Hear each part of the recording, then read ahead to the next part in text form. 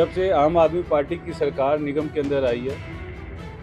महापौर महोदया का कहीं भी मन नहीं होता हाउस चलाने का। महापौर महोदया इतनी गैर जिम्मेवारी से हाउस में आते हैं। 2 बजे का हाउस है और 2:45 के अंदर मेयर साहिबा हाउस के अंदर आती है। इसका मतलब ये है कि मेयर साहिबा को ना टाइम की कदर है। वो मेयर साहिबा चाहते हैं कि उनका विरोध हो, क्योंकि उनको मालूम है समय से मैं नहीं जाऊंगी तो दूसरे लोग इरिटेट होंगे। ना मेयर साहिबा आती है, ना आम आदमी पार्टी के पार्षद हाउस के अंदर आते हैं, जो बहुत ही शर्मनाक बात है। हर बार की तरह भी भारतीय जनता पार्टी के पार्षदों की जो गुंडागर्दी है वो जारी रही। आज भी सदन की कार्रवाई को नहीं चलने दिया गया, खूब हंगामा किया और आज भी ये साफ हो गया कि भारतीय जनता पार्टी के पार्षद चाहते ही नहीं है कि हम दिल्ली की जनता के, कर्मचारियों के या जितने भी स्टेक होल्डर्स हैं नगर निगम से जुड़े हुए, उनके प्रस्तावों पर हम चर्चा कर सकें। और हाउस के अंदर हमारा शुरू से एक प्रोसीजर रहा है कि एक शॉर्ट नोटिस हम लगाते हैं, एक हाफ एन आवर आधे घंटे का क्वेश्चन लगाते हैं। जब हम कोई क्वेश्चन लगाते हैं उनको तो लोग सीधा सीधा रिजेक्ट कर देते हैं और अपना कोई क्वेश्चन नहीं लगाते। इसका मतलब ये है कि दिल्ली की जनता को आम आदमी पार्टी के हिसाब से कोई समस्या नहीं है। दिल्ली की जनता को लेकर प्रस्ताव है, दिल्ली की जनता को जितनी समस्याएं हैं उनको लेकर प्रस्ताव है। तो गुजारिश है इस मीडिया के माध्यम से भारतीय जनता पार्टी के सभी पार्षदों की 1 साल से ऊपर होने को आया है और दिल्ली की जनता जो है इस लड़ाई में, हाउस में और पॉलिटिकल जो राजनीति का एक अखाड़ा जो हमने सदन को बना दिया है, उसके मद्देनजर दिल्ली की जनता का नुकसान हो रहा है। और आपसे गुजारिश है कि सदन की मर्यादा को ध्यान में रखें, हर चीज, हर मुद्दे को जो है राजनीति ना बनाएं, दिल्ली की जनता के बारे में सोचें। दिल्ली नगर निगम की बैठक सोमवार को भी हंगामे की भेंट चढ़ गई। बैठक शुरू होते ही शोक प्रस्ताव के बाद विपक्षी भाजपा पार्षद हाथों में पोस्टर, बैनर, प्ले कार्ड लेकर वेल में आ गए और हाउस टैक्स माफ करने सहित अलग अलग मुद्दों को लेकर नारेबाजी करने लगे। मेयर शैली ओबराय ने पार्षदों को शांति बनाए रखने की अपील की, लेकिन उन्होंने अपनी मांगों को लेकर नारेबाजी जारी रखी, जिसके बाद मेयर ने नेता सदन मुकेश गोयल को एजेंडा रखने को कहा। एजेंडा पास कर सदन की कार्यवाही को स्थगित कर दिया गया, जिस पर भाजपा खेमे ने आम आदमी पार्टी को आड़े हाथों लेते हुए निगम की कार्रवाई को कार्यबद्ध तरीके से ना करने का आरोप लगाया और कहा कि निगम में काबिज सरकार मनमाने तरीके से सदन की कार्यवाही चलाना चाहती है। आम आदमी पार्टी को दिल्ली के मसलों की कोई परवाह नहीं है। तो वहीं सदन के हंगामे को लेकर मेयर शैली ओबराय ने कहा कि कई महत्वपूर्ण मुद्दों और प्रस्ताव को लेकर बैठक बुलाई गई थी, लेकिन हर बार की तरह इस बैठक में भी भाजपा पार्षदों की गुंडागर्दी जारी रही। आज भी सदन की कार्यवाही को नहीं चलने दिया गया। जैसे एज यूजुअल दिल्ली नगर निगम में पिछले 1 साल से हो रहा है। जब से आम आदमी पार्टी की सरकार निगम के अंदर आई है, महापौर महोदया का कहीं भी मन नहीं होता हाउस चलाने को। महापौर महोदया इतनी गैर जिम्मेवारी से हाउस में आते हैं। 2 बजे का हाउस है और 2:45 के अंदर मेयर साहिबा हाउस के अंदर आते हैं। इसका मतलब ये है कि मेयर साहिबा को ना टाइम की कदर है। वो मेयर साहिबा चाहते हैं कि उनका विरोध हो, क्योंकि उनको मालूम है समय से मैं नहीं जाऊंगी तो दूसरे लोग इरिटेट होंगे। ना मेयर साहिबा आती है, ना आम आदमी पार्टी के पार्षद हाउस के अंदर आते हैं, जो बहुत ही शर्मनाक बात है। हाउस के अंदर हमारा शुरू से एक प्रोसीजर रहा है कि एक शॉर्ट नोटिस हम लगाते हैं, एक हाफ एन आवर आधे घंटे का क्वेश्चन लगाते हैं। जब हम कोई क्वेश्चन लगाते हैं उनको तो लोग सीधा सीधा रिजेक्ट कर देते हैं और अपना कोई क्वेश्चन नहीं लगाते। इसका मतलब ये है कि दिल्ली की जनता को आम आदमी पार्टी के हिसाब से कोई समस्या नहीं है। ये हाउस के नाम पर लाखों रुपए जो हमारे खराब होते हैं, निगम पार्षदों का समय खराब होता है और ये लोग केवल 1 मिनट के लिए आते हैं। आज हमारे डिप्टी लीडर ऑफ अपोजिशन जय भगवान जी ने जब शोक प्रस्ताव के बाद एक क्वेश्चन उठाया कि खानपुर के अंदर जो गाय ने एक वार्ड के एक आदमी को मारा, बुरी तरह से मारा, वो बेचारे की डेथ हो गई। एक संयुक्त परिवार में रहने वाला व्यक्ति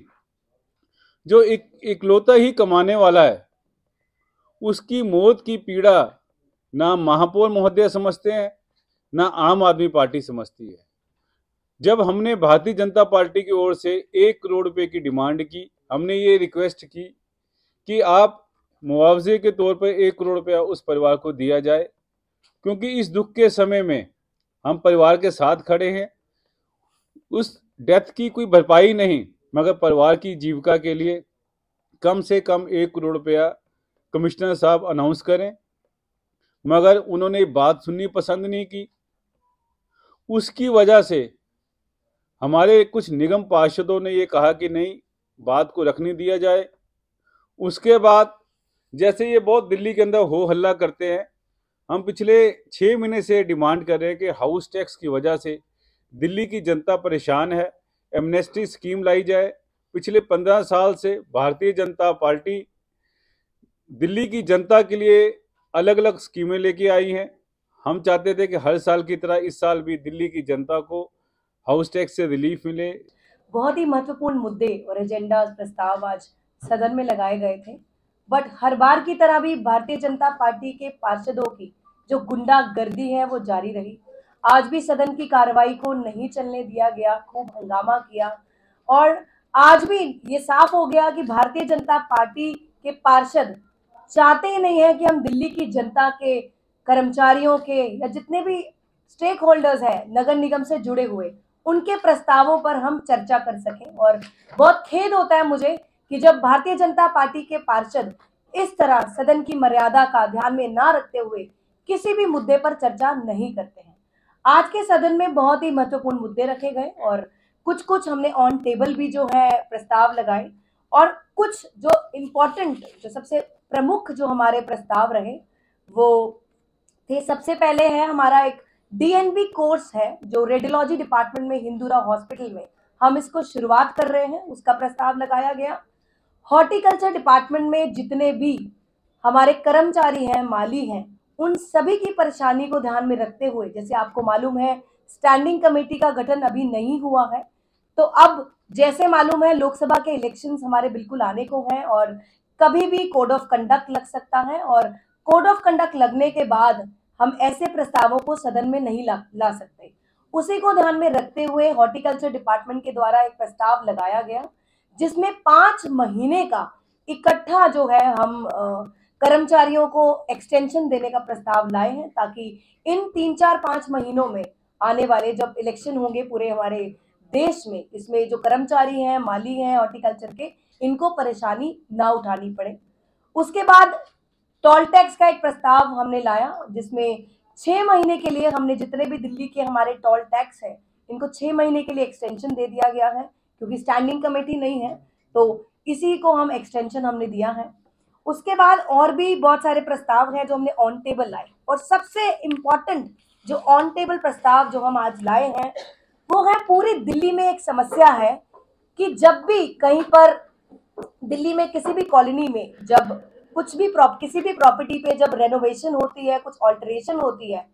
तो कई बार एमसीडी द्वारा उन प्रॉपर्टीज को बुक कर दिया जाता है। पर जब वो प्रॉपर्टीज बुक हो जाती हैं, फिर उसमें या नई बिल्डिंग बन रही हो उसको बुक कर दिया जाता है, उसमें बिजली के मीटर के कनेक्शन मिलने में पूरी दिल्ली की जनता को समस्या का सामना करना पड़ता है। अब दिल्ली की जनता की इसी समस्या को देखते हुए हमने एक ऑन टेबल प्रस्ताव लगाया है जिसमें निर्देश दे दिए गए हैं। एक केस है प्रीति शर्मा वर्सेस एमसीडी 2007 का, उसको बेस लेते हुए हमने एक प्रस्ताव बनाया है कि जब भी पूरी दिल्ली में अगर कहीं पे किसी प्रॉपर्टी में कोई रेनोवेशन है, एडिशन है या ऑल्टरेशन होगी और प्रॉपर्टी ओनर इसी प्रॉपर्टी के ऊपर अपना प्रॉपर्टी रिटर्न भी भर रहा है, और कंसर्न्ड जो हमारा असेसिंग ऑफिसर होगा, जैसे हाउस टैक्स का जो ऑफिसर होता है, असेसमेंट एंड कलेक्शन डिपार्टमेंट का असेसिंग ऑफिसर, तो वो मांग सकता है एमसीडी के बिल्डिंग डिपार्टमेंट से कि जो सैंक्शन प्लान है, सैंक्शन बिल्डिंग प्लान होता है जिसके मुताबिक जो बिल्डिंग की कंस्ट्रक्शन होती है, तो असेसिंग ऑफिसर जो एमसीडी के बिल्डिंग डिपार्टमेंट से उस प्रॉपर्टी का एक बिल्डिंग प्लान मांग सकता है। नंबर 2, उसके बाद जो असेसिंग ऑफिसर है उसको भी बिल्डिंग डिपार्टमेंट को पूरा जवाब देना पड़ेगा कि ये जो बिल्डिंग में ऑल्टरेशन या रेनोवेशन हो रही है, किसी भी तरह की कुछ बदलाव लाया जा रहा है, उसके भी हाउस टैक्स की डिटेल है, तो असेसिंग ऑफिसर की जिम्मेदारी रहेगी कि बिल्डिंग डिपार्टमेंट को उसका जवाब देगा। उसके बाद ही जो है कुछ भी एडिशनल कंस्ट्रक्शन अगर उस प्रॉपर्टी में जो करना है तो वो कर पाएगा प्रॉपर्टी ओनर, जो मालिक होगा उस प्रॉपर्टी का। नंबर 3, बिल्डिंग डिपार्टमेंट और असेसिंग ऑफिसर को एक दूसरे की जो जवाबदेही रहेगी वो 15 दिन के अंदर दोनों की क्वेरीज का जवाब देगा। उसके बाद एक एज पर the DMC act under section 491 जो जोनल डिप्टी कमिश्नर होता है वो एक कंसर्न्ड जोन का एक कमिश्नर का जो रूप है, जो कमिश्नर की जिम्मेदारी की तरह निभाता है, और कमिश्नर डिप्टी कमिश्नर हो या सुपरिटेंडेंट इंजीनियर हो या एक्शन बिल्डिंग हो, इन सबको भी इंश्योर करना है कि जिस प्रॉपर्टी में कुछ भी बदलाव लाया जा रहा है, अनऑथराइज्ड कॉलोनी हो या अनऑथराइज्ड कंस्ट्रक्शन हो, इन सभी की तीनों की जिम्मेदारी बनती है कि जो इंफॉर्मेशन कंसर्न्ड इलेक्ट्रिसिटी डिपार्टमेंट में देनी है वो ये तीनों ऑफिसर्स देंगे। अगर दिल्ली जल बोर्ड में भी कोई इंफॉर्मेशन इन प्रॉपर्टीज की देनी है तो ये तीनों अफसर की जिम्मेदारी होगी कि अगर कोई एक्शन अनऑथराइज्ड कंस्ट्रक्शन पर लेना है उससे पहले दिल्ली जल बोर्ड और इलेक्ट्रिसिटी डिपार्टमेंट में पूरी एक रिपोर्ट इन प्रॉपर्टीज की बनाकर देंगे। उसके बाद जो हमारे जोनल डिप्टी कमिश्नर हैं, जैसे मैंने आपको बताया सुपरिटेंडेंट इंजीनियर है, एक्शन बिल्डिंग है, उनको भी इंश्योर करना है कि इन सभी डिपार्टमेंट के साथ जो भी क्वेरी होगी, जो भी जिसकी जवाबदेही होगी, पूरी रिपोर्ट लेने और देने के बाद ही अगर कोई डिमोलिश का ऑर्डर निकालना है तो दिल्ली जल बोर्ड के पास भी पूरी उसकी रिपोर्ट हो, इलेक्ट्रिसिटी डिपार्टमेंट के पास भी उसकी रिपोर्ट हो, असेसिंग ऑफिसर के पास भी उसकी रिपोर्ट हो, और बिल्डिंग डिपार्टमेंट यानी कि इन 4 डिपार्टमेंट्स को कोऑर्डिनेशन करने के बाद ही उस प्रॉपर्टी पर एक्शन लेना है। मैं आज मीडिया के माध्यम से भारतीय जनता पार्टी को एक दरख्वास्त करना चाहूंगी, इतने महत्वपूर्ण मुद्दे कर्मचारियों से रिलेटेड, अस्पतालों से रिलेटेड, स्कूलों से रिलेटेड, महिलाओं से रिलेटेड है, जनता, दिल्ली की जनता को लेकर प्रस्ताव है, दिल्ली की जनता को जितनी समस्याएं हैं उनको लेकर प्रस्ताव है। तो गुजारिश है इस मीडिया के माध्यम से भारतीय जनता पार्टी के सभी पार्षदों को कि 1 साल से ऊपर होने को आया है और दिल्ली की जनता जो है इस लड़ाई में, हाउस में, और पॉलिटिकल जो राजनीति का एक अखाड़ा जो हमने सदन को बना दिया है, उसके मद्देनजर दिल्ली की जनता का नुकसान हो रहा है। और आपसे गुजारिश है कि सदन की मर्यादा को ध्यान में रखें, हर चीज, हर मुद्दे को जो है राजनीति ना बनाएं, दिल्ली की जनता के बारे में सोचें। हम सब पब्लिक रिप्रेजेंटेटिव हैं, दिल्ली की जनता ने बड़ी उम्मीदों के साथ हमको चुना है, हम जनप्रतिनिधि हैं, हम सबकी जिम्मेदारी बनती है कि राजनीति ना करते हुए दिल्ली की जनता की सभी समस्याओं का समाधान इस सदन में हम इन सभी समस्याओं का समाधान निकाल सकें। बहुत बहुत धन्यवाद।